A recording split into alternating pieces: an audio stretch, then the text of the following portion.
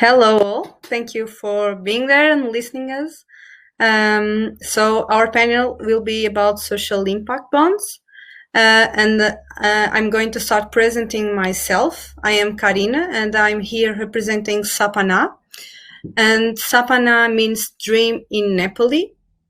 And it's a non-governmental for development organization founded in 2012 with the main goal to empower individuals to become the best version of themselves through a methodology that we developed named IPATH. The main goal of this methodology is to develop the personal, emotional, and social skills of each individual in order to then integrate professionally and socially. So we started working with unemployed people because it was the main issue in Portugal in 2012. And through our program, we empower more than 800 people and with an employability success rate around 80%. And then more recently, specifically in the last 3 years, we have been working in prisons and through our Breaking Bars project, the one I will talk now, and which is now being approved through the social impact bond. So what is social impact bonds? It is a financing instrument that aims to finance innovative projects committed to achieve social outcomes and efficiency gains in priority public policy areas, such as the justice area, that is the case of Sapana, but it can also be social protection, employment, healthcare, and education. And how does social impact bonds work? So I think that the most interesting particularity about this financing instrument is that it puts together the three economic sectors working in partnership to solve a social issue. So the project is implemented by an organization that represents the third sector. Then it is financed.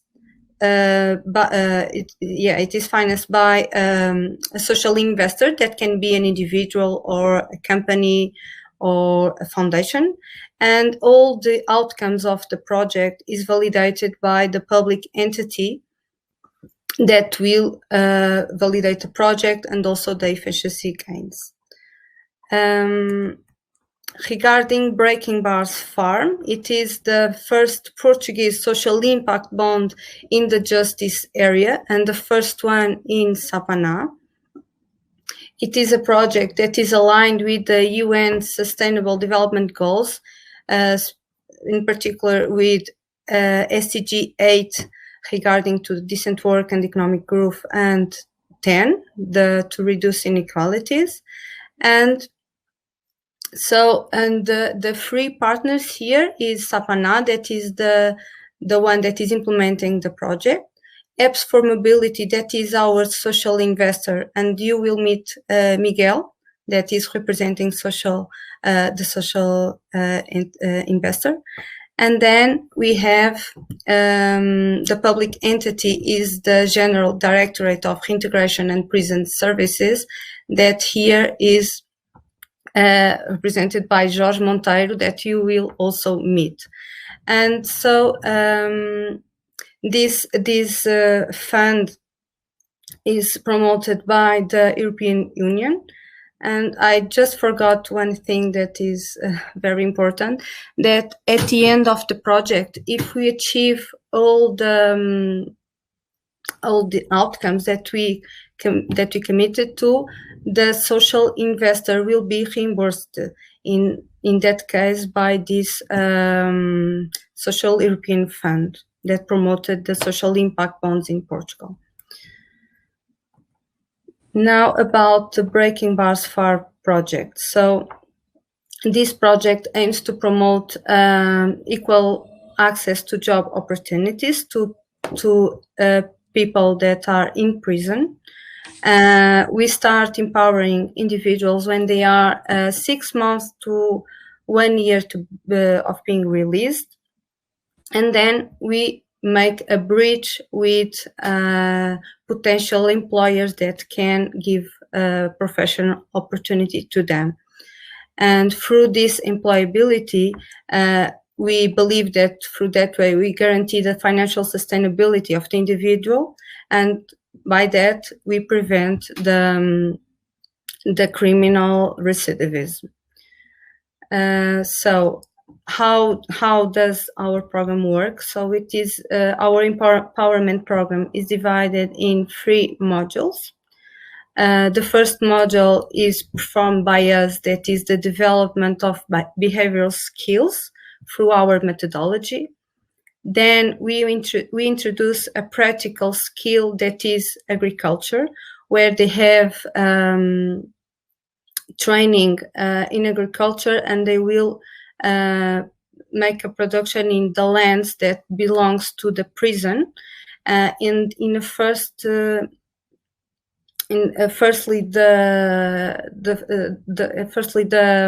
we intend that the production will be for internal consumption in the prison, for example in the canteen, and then the excess will be sold to the society through a platform that is being developed. Then we also have a module about entrepreneurship for individuals that wants to open their own business.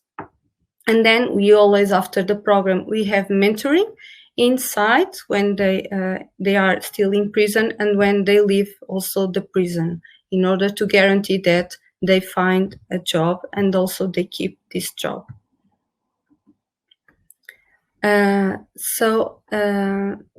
Regarding to the economic return of this project, so we believe that through the reduction of the recidivism rate, the criminal recidivism rate, it will generate cost savings to the public state, reducing the costs that we have with prison systems, that is around 40,600 euros per year per inmate. And at this moment in Portugal, the criminal recidivism rate is estimated to be more than 50%, but it is not calculated, it is just estimated. And we have more than 10,000 individuals right now in prison. So the vision, our vision, is to reduce this criminal recidivism rate that will generate a cost saving to the Portuguese state, that can be then invested in another priority areas, increase the employability opportunities for those individuals, giving them a second opportunity and find a job, and also raise awareness in our society to give them these opportunities. Right now, where we are and what are our next steps, what we'd like to. So the project started around 1 year ago. It has a duration of 2 years. In our first edition, we empowered 20 individuals, but due to the pandemic, the project is right now in standby. We are planning to start maybe in the next month. Regarding to the 20 individuals that we empowered, 2 of them were already released and 1 of them is already employed.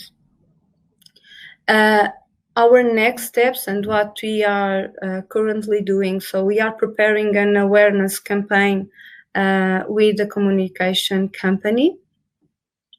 We are also discussing the possibility of having a Netflix documentary about this topic.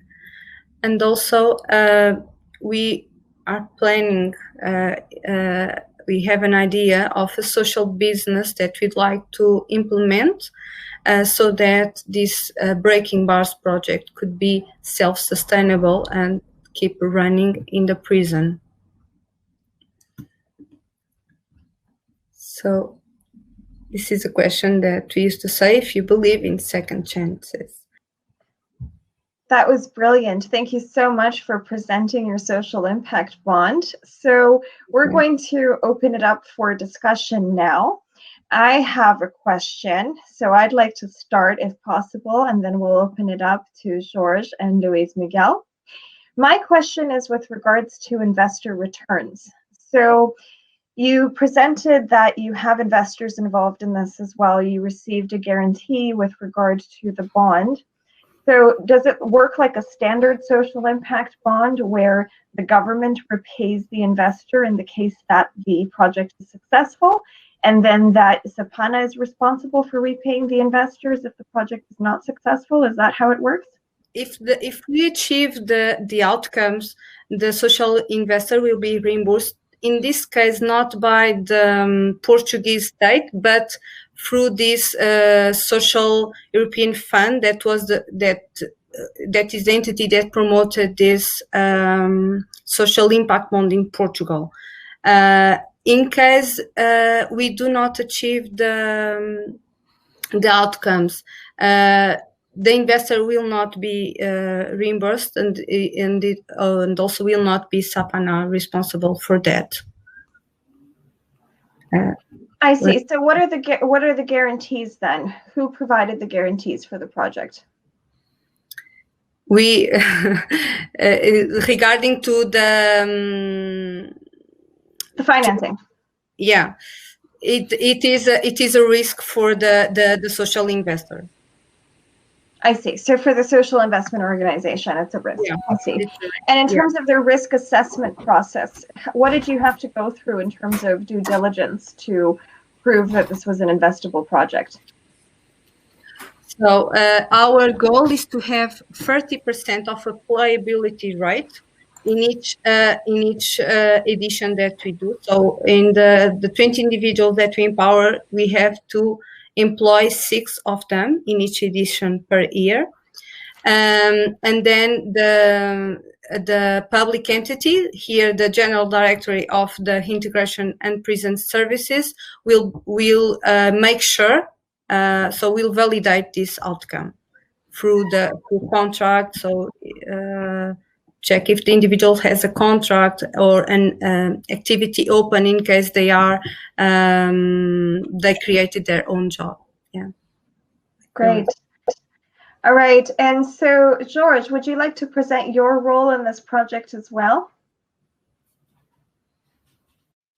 So, my name is Jorge Monteiro, as you already mentioned. So I work in the prison and probation services in Portugal. And let me just try to reduce the feedback here. Okay, my role is responsible for the projects, the cooperation projects and rehabilitation programs in the prison and probation context. And in this particular project, we are, as you can say, we are the final benefits of the project. So we are the final users, and we have the prison establishment where the project is running, and we also had the possibility to design the project and the project goals. In terms of the public organization as final beneficiaries of this project, we intended to have a project that could be oriented to the main needs of these users of the prison population, we, along with Sapana and the other partners, we try to develop the project that could really have an impact on the recidivism rates, on the risk of recidivism. So the main goal is not to reduce the recidivism rate in a percentage that we not measure, but the main goal of the project is to reduce the risk factors of recidivism. So we all know, and the literature is clear on this, that the employment and social integration and the employability integration is one of the main factors that can reduce recidivism. And so this project is oriented to reduce these risk factors. And so this project is aligned with our own intervention model, rehabilitation and intervention model. And so this is our role to ensure that the project has conditions to be implemented and to supervise the implementation of the projects along with the other partners, and at the final end to be sure that the goals of the project are achieved, not only because there is some investment, because for the public organization, well, this is also an important matter because we know that there is an investment from the private sector that needs to be, or we want to reimburse this investment. But for us, the most important thing is that prisoners can have second chances and can have possibilities to be reintegrated in the labor market through this project.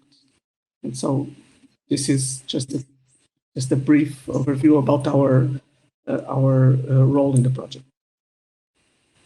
And George, I'd like to ask you a question. So in terms of impact measurement and management, what kinds of processes do you have in place to actively measure the social impact on the beneficiaries? Are you using frameworks like the GINS IRIS metrics? If not, what types of frameworks are you using? No, we have our own. We aim to develop and to implement a validated instrument of assessing impact of our all interventions, not only the intervention and impact of this kind of projects, but also to assess the impact and the efficiency of our own intervention in the rehabilitation process. But so we still don't have any instruments validated, but we have our own methodology to evaluate and to assess the impact. So we have our own variables. So we define a set of variables that we measured before the intervention. For instance, before this project was started, we assessed the individuals that were assessed to integrate the project. And then at the end, at the final end of the project, we will assess them again and then compare the results from the initial assessment and the final assessment. And so we will reach an impact rate that can help us to evaluate the impact of the project or other interventions. And so that's how we designed the impact assessment strategy, to assess before the intervention, to assess with the same framework at the final of the project, the intervention, and then to compare both results, and then we will have an impact.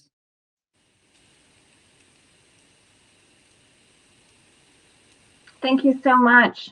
So I do have another question. Do you think that there's space there in terms of those assessments to implement technologies such as blockchain or perhaps individual identifiers so that the stakeholders involved can also be a part of verifying that the impact happened? Yes, for sure. Yeah, definitely. We are looking and we really desire to implement standardized and objective and scientific methods of assessing and evaluating the impact of our all interventions, not only project, but also our rehabilitation programs. But that task has not been easy in the Portuguese context, because this is an innovative area. So we don't have many Portuguese standardized and validated instruments. And so we feel the need to have something stable to assess and to provide feedback to not only to the social sector, but also to the political decision makers, because we are always asked to provide feedback and to provide data regarding the impact of our interventions, and having the possibility to use an instrument like that is our goal, and we are totally open to that possibility, and we are looking forward to have the conditions and the possibilities to implement it.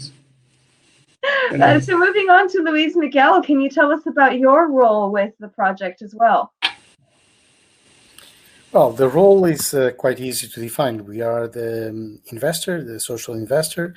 We were very aware of the risk of not being reimbursed in case the metrics of success were not achieved, but it was worth the risk, because not only it is something that we truly believe in to help people having a second chance, but it's also because it is part of a larger concept that we promote at Absolute Mobility, which is of social currency. So if people are doing something that is good for society, they should be rewarded by that.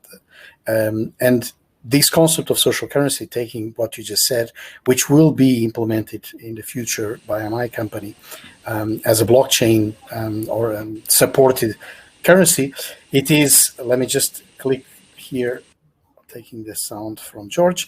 So this social currency is something that we would like to exploit with the results of this project. So we want to have some of these people that are going to be given a second chance to go into the workforce. And since we already have a partnership with very small farmers through a social farming platform that we've developed many years ago, and we want these people to actually be able to easily find jobs in a sector that depends on labor dramatically, and many of these small farmers do not have the chance to pay a very high salary, as we all know, and these are basically family farms, especially in Portugal, very small family farms, and we can definitely find the people who need the job with the people that need reliable workforce. And as you said, if we prove that these people actually have achieved the skill that they were supposed to achieve during the program, that is something that a small farmer would evaluate very highly, because most of the people who are trying to enter this unskilled workforce, let's say, would be much better valued if they actually knew the basics of farming. So this is what attracted us in the first place. So we know that if the success metrics were not achieved, we would not be reimbursed, but we are very confident that it would be extremely easy to achieve those metrics with the help both of Sapana and the Ministry of Justice. That's so amazing. Can you tell me a bit more about your social platform for farmers? How does that work? Basically, it's a platform that tries to eliminate the distance, or to reduce the distance between where the food is produced and where the food is consumed. So imagine that you, Miriam, you're a small farmer and you say that a kilo of tomatoes costs 50 cents. But it costs 50 cents if it's distributed within a radius of 10 kilometers. So people that are close to you will see that value, 50 cents, that price. But if you live, let's say, 200 kilometers away, and if you want to buy these tomatoes, there's a cost. There's a cost not only of transportation that you should pay, but there's also a social, environmental cost, and you should also pay for that. So we call this as implicit tax. I know that no one likes to hear about taxes, but this is what, in order for having sustainability, we should have people to understand that their actions have impact. And so if you have a farmer close to you that produces what you want, you should be benefit by buying from that farmer. So what the platform does is connects small farmers to consumers and tells consumers that the price of this product varies according to the distance that you are from a specific farmer. So if you really want to help the local farmers, you are helped by paying less for the same product. Of course, there are products that you cannot avoid buying from a different place that is far away from you. They just grow there. Let's say pistachios. Maybe they just grow in a special region of Portugal. And if someone wants to buy pistachios because they love it, then you need to actually pay for the cost of bringing the pistachios back to you. But in normal circumstances, almost all products can be purchased locally. And more important than that, we also only promote products that are in season. So of course, you can definitely buy a product that is in the southern hemisphere, like strawberries, where they can grow at a time that it doesn't grow in Portugal. So you have two options. The first option is you don't consume strawberries unless the strawberries are cultivated in Portugal during the summer season, or you're willing to pay a lot more for the social impact of bringing those strawberries that you love back to Portugal. And what we're trying to tell people is that, look, why don't you just start consuming what's in season? And that has a huge impact on the local economy and sustainable agriculture. That's brilliant. And is this something that your organization or farm built in-house, or is it something that you've invested in? We built and we gave it away for a social company called My Farm in Portugal. So it's software developed by us, but it was developed by several of our engineers during the time that I gave them as free time, let's say. And they developed something that they believed in. So these are people who believe in this concept. And then they continue giving support to this particular platform without any cost, because the company that is exploiting or exploring the platform has absolutely no interest in getting money from it. What the interest of this company is to actually promote sustainable agriculture. So there is no profit to be made. However, you could think easily that a company that distributes products could come in and say, look, I would like to be part of this platform, and of course I'm going to charge for my service to move products from one place to another. This obviously would be in direct competition to the supermarkets. So is it financially sustainable in the sense that it might not earn a profit, but it covers its costs? Well, it covers the costs. So the profit is different than covering to being sustainable as a company. So it is a company that has an aim, and the aim is to cover all the costs. So the product that we get, or they get from the farmers, gets a little bit of an overhead, which is the price that we sell to the final customer. And the final customer typically is actually companies, not individuals. And why companies? We are trying to promote this idea in large companies, but it could be small companies as well, and in which the employees receive a basket of fruits every week. So it stays in the company, of course, but the employees start understanding what is, first of all, the quality between locally produced products that are picked the day before they are delivered, as opposed to products that are picked 2 weeks before and they go into a big warehouse, refrigerators, etc. And people start understanding that the quality of the product is much higher at a lower price. So the employees who receive these fringe benefit from the companies are the ones that become the future clients of this platform. And if you just make 2%, 3%, I think it's the maximum that we add to the products, since they're delivered locally. So this is the concept is that we have local distributors in each region close to the farmers. Then with 3% overhead, you can actually cover all your costs. So this is a social company with a social goal, and so it doesn't aim to have any profit, but it aims to be sustainable, of course. So just one last question about that. What about its scalability? And then we can talk a bit about Sapana's program scalability and what the future could be. Well, the scalability of this project, let me mute again, George, okay? The scalability of this project is assured by the sheer definition of what the project is about. It's completely distributed. So if, for instance, where you are, Miriam, you want to set up this particular platform of distributing local produce among the citizens, then you can do it. You just download the software, you install the software, or you ask an IT company who has this corporate responsibility at its core to do that for you. And then you just need to find someone who wants to distribute the products at a so low cost that the only purpose that they have is to actually distribute and be sustainable. So we want everyone in the value chain to be sustainable. We want the farmers to be sustainable. We don't want consumers to pay an extra amount of money that they don't need to, and yet get the best quality products. And the distribution itself must be sustainable. So the company or the person, it could be a person that is unemployed, and instead of you working for Uber, decides to say, okay, I'm going to work for this company, and the only thing I'm going to do is to distribute products among all the people in this city. I go get the products from the small farmers, and I distribute every day to the different consumers. And I calculate how much money I spend on gas, on car leasing, etc., plus the salary that I think is fair for my job, and then that's the extra fee that I calculate to put on top of the products that the small farmers provide. It's interesting to understand that also, that you could actually have a business model completely based on the fact that with COVID, people have more difficulty going out.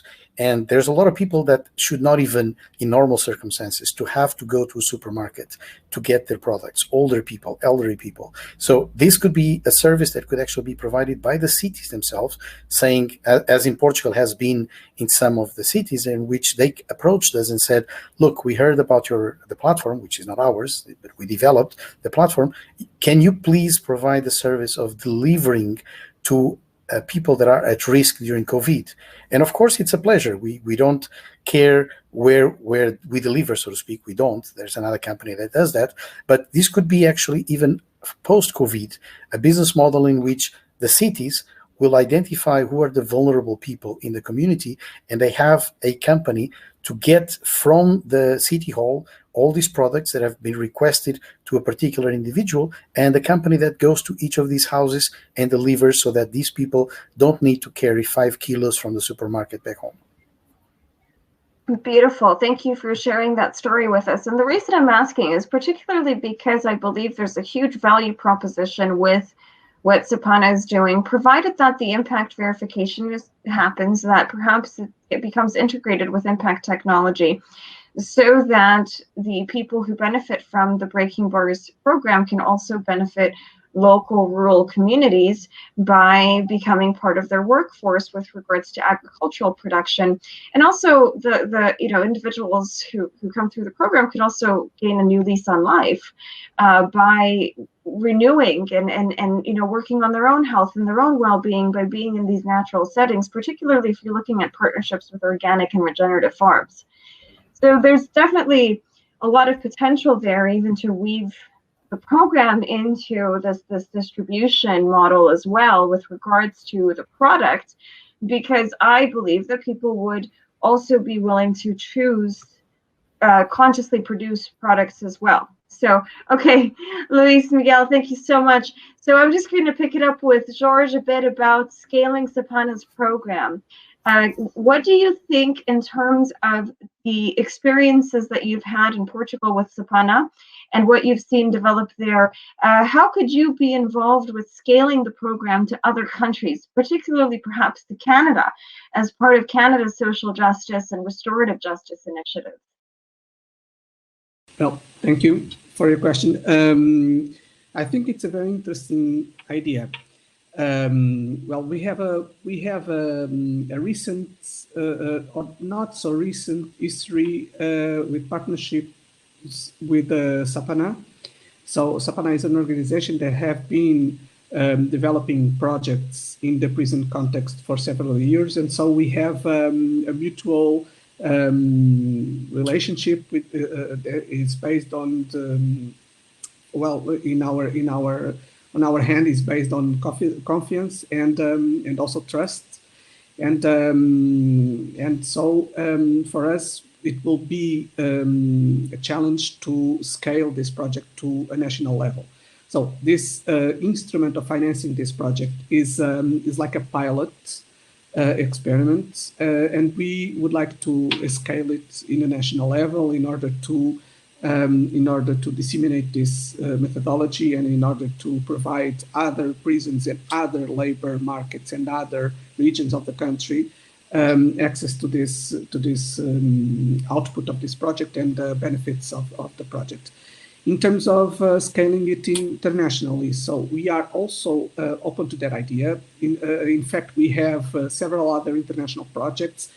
We have been engaged in twinning projects all over Europe and not only in Europe. So we have this international experience, not a long history and experience in having and developing international projects, but of course that this would be an interesting opportunity to disseminate and to scale this project at an international level. And the reason that I'm saying this is that I truly believe that this is a project that combines several characteristics that are really important to highlight. So one of these characteristics is that this project, as I mentioned before, is really oriented to the risk factors of recidivism. So we are fighting recidivism rates through assessing and through changing criminal behaviors and changing criminogenic needs. And so this is one thing very important in terms of the value of this project. And on the other hand, this is a truly co-responsible way of approaching the reintegration process, because so many times in our society, and I'm not only talking about the Portuguese society, but sometimes people feel or believe that the responsibility of integrating a prisoner or an ex-offender is totally on the justice system. So if something wrong happens, the fault and the responsibility is from the Ministry of Justice and the prison services. And this is not quite so like this. So the reintegration process is a combined and responsibility of all social actors. And this project really is an example of this. So the prison services, the public organization, the Ministry of Justice, of course, has a responsibility and a role in the reintegration process of the offenders, but also the society has this important role. So the third sector, the private sector, and also those organizations that have on their own goals and mission to work with and to facilitate this process. And so this project combines all these variables and all this shared responsibility in terms of the reintegration process. And so that's why I think it's a model project that can define a model of working towards the prevention of recidivism. And of course, that we would like, at the end of this pilot project, we would like to scale it not only national-wide, but also international-wide.